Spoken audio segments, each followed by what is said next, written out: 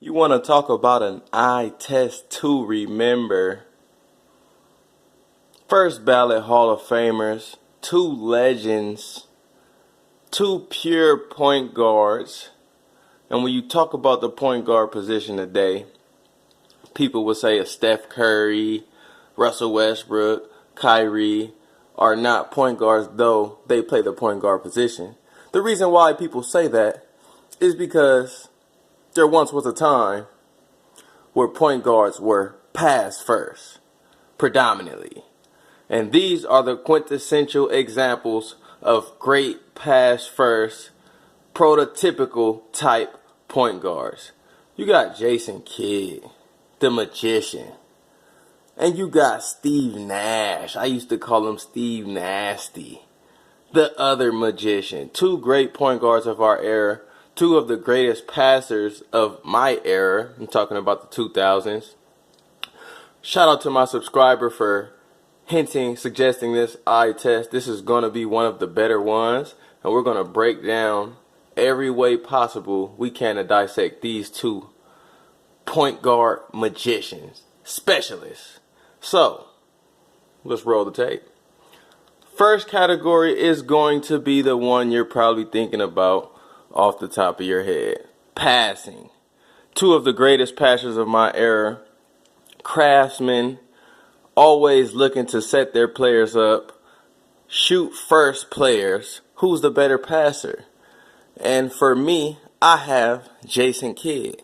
I think that's the greatest passer of my era. For one, Kidd, as far as aesthetics, flashy passes, tight-knit passes, there's not a pass Kidd couldn't make. Whereas Nash, he could make pretty much every pass, but he didn't show his array as often as a Jason Kidd. Like you see the behind the back there. But Kidd was known to get flashy. That's something that he did. Nash, he was more of a pick and roll, do the bounce pass to Stoudemire or run around the paint, you know what I'm saying, have a little, have a little prowess and get his man a great passer nonetheless, but he was just a little less flashy. So when it came to making every single pass in the book, I had J. Kidd. Nash trailing by a slight, because his passing was very good. He mastered particular style of passing, which to me was the bounce pass.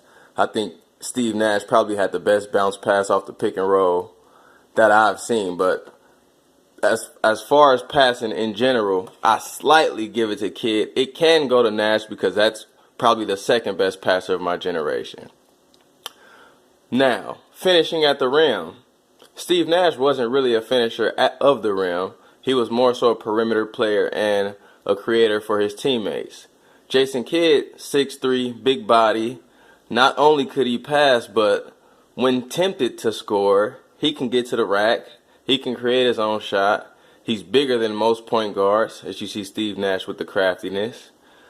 So, attacking the rim, I would slightly edge it to Jason Kidd. Nice pass. You're going to see dimes all day through this video. I would slightly edge attacking the rim to Kidd. Shooting, that's the easy one. I know Kidd is top 5 in three-pointers, but numbers lie sometimes. They don't tell the whole tale. Steve Nash was one of the best shooters of our era. He was one of the first 50, 40, 90 people to wear 50 from the field, 40 from 3, 90 from free throw line. And trust and believe, I didn't trust him to miss a shot. I was a Laker fan, and we had to go against him, and I used to be mad if he was open. I felt that motherfucker was going in. So, shooting, obviously, goes to Steve Nash. Isolation, who's a better ISO player? Jason Kidd. Like I said, he can back you in the post. He can drive, penetrate, get to the rack on his own. And his jumper wasn't terrible like people proclaim it to be. Maybe in Phoenix in his early years, but on the Nets and even later on the Mavs in his career, nice. He started to develop that jump shot to where he can create more even for himself as well as his teammates. So, ISO, I got Kidd. Pick and roll, I got Steve Nash. I've never seen the pick and roll ran as excellent as I've seen Steve Nash and Amari Stoudemire do it. Because Nash would do this, Nash would do this little probing thing to where He never picks up his dribble until shit is finished. Until I got a shot, until I have a pass, I'm going to hold my dribble. So he'll use the pick and run around and continue to run under the basket until he found an opening. And to me, that was something, oof, you're going to see dimes all day like I told you. That was something impossible to guard. So pick and roll, I got Nash. Defense. Steve Nash didn't play no D. We all know that. Great mind, so it's a great help defender. But Jason Kidd was stout enough to defend even a Kobe Bryant, even a Kevin Durant, even a Dwayne Wade. Because in his Dallas Mavericks series, when they won the ring, when he got his first ring, he guarded all the elite players. So defense would be a clear Jason Kidd. His on-ball defense is phenomenal. He's a brain, a genius, so you're not going to deceive him. You're not going to deceive Nash, but just athletically, he wasn't the guy. He had weak knees. He got broke a lot. So I got Jason Kidd on the defensive end. Handles. Whew, this is a tough one.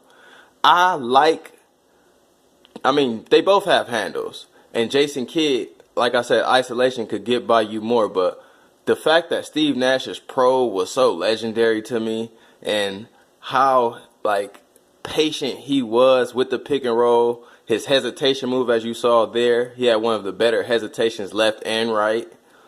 He was a craftsman in his own right. So handles, I preferred Steve Nash. Kidd had nice handles too, but I preferred Steve Nasty's just because the pro was so legendary to me. You don't get that today. That legendary probe that I'm talking about, you don't get that from players today. And that's why I levy him with handles. Clutch, that's a very tough one. Because Steve Nash, as far as how I remember, was always a clutch shooter. When it came down to knocking down a big shot, Nash was hitting that motherfucker. I didn't see this video, by the way. I was lucky that I caught that. Nash was hitting clutch jumpers. But Kidd was clutch as well.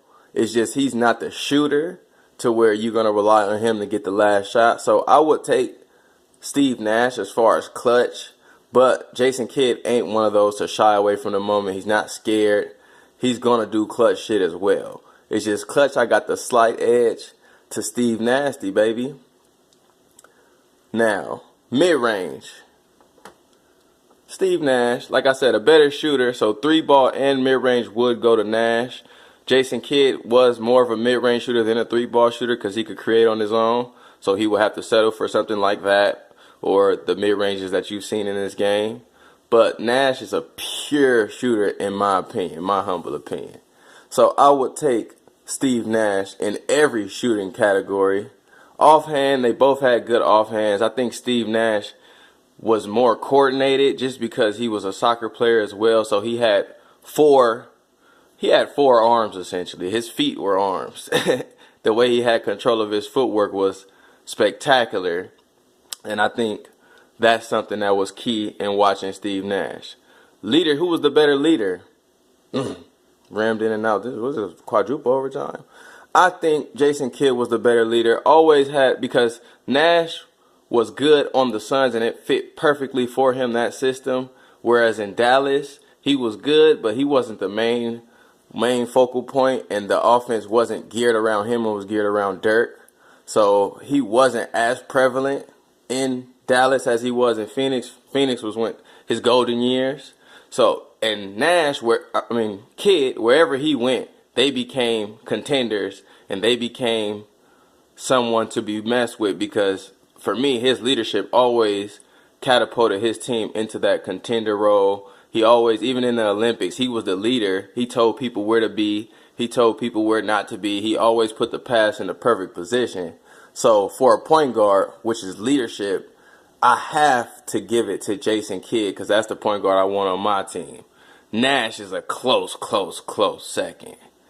So with that being said, if I'm missing any rebounding, Kidd was a better rebounder. He was a triple-double maestro. Nash, he ain't out there getting no boards. We know this. So Kidd with the better rebounding. Overall, if I'm missing any categories, my overall pick has to go to Jason Kidd. You talk about the quintessential point guard. You talk about a Magic 2.0. You talk about the best flashy passer and the best passer of my generation. First, second being Nash. Third probably being B. Diddy. You talk about having more in his toolbox, like contact layups. Nash was a flashy layup magician, but a contact layup, too small, man.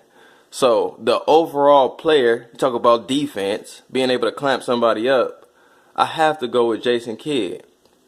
And for me, it wasn't easy, but it was no way I was going to pick Steve Nash. And that's just my humble take. And Steve Nash, 2-time MVP, great player, but he came with more limitations in my opinion. He was more of a pick and roll maestro. His isolation game wasn't profound like that. Dead-eye shooter, but you talk about the overall package, the overall tools, I got J. Kidd, man. And I forgot, transition. Talk about point guard. Jason Kidd was one of the best in transition history, next to Magic Johnson. Whereas Steve Nash, they had the 7 seconds or less, so he was a transition player as well, but pick and roll was really his mainstay. Jason Kidd, his most preferred option is to run that motherfucker. And I want my point guard as well controlling the tempo. So overall, you know these 2 free throws going in. Overall, I had J. Kidd, and it wasn't by a landslide. This is a very good eye test. I appreciate my subscriber. I forget your name, boss. Let me know when you see this video. You know who you are. Appreciate you for the legendary eye test. Keep them coming. I know I missed some, but I'll be back. This is the Hall of Fame Jason Kidd versus Steve Nash. Who you got? I got Jason Kidd. If you got Steve Nash, thoughts, comments, why? I told you why. A leader of men, defender, best passer of our generation, clutch as well. Wasn't Jason Kidd without the J as he was earlier. He developed this J. So, for me, it was Kidd. Let me know who you got, man. It's the eye test. Dang. Peace.